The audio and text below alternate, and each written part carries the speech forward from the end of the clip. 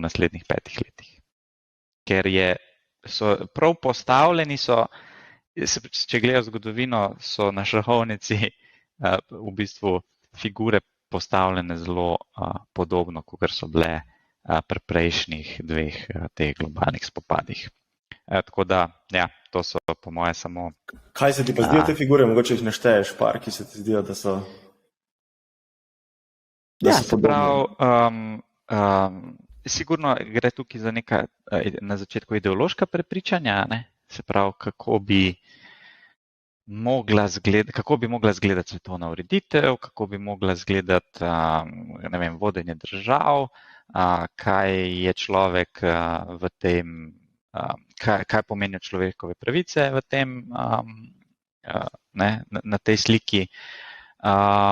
Pa potem strateška vprašanja, ne? Se pravi, če je bilo včasih bolj za neka ozemeljska pa nacionalna vprašanja, se pravi, a so neki ljudje del,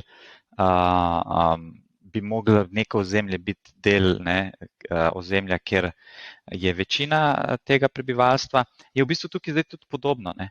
Se pravi, Kitajska govori, Tajvan je del Kitajske. Ne? In če pogledaš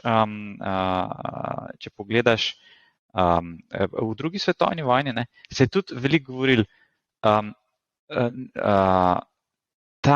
to ozemlje bi moglo biti ozemlje Nemčije, recimo.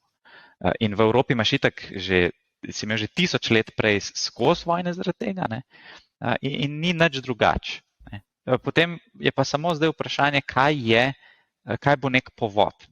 In zdaj sigurno povod bi komot lahko bil Tajvan.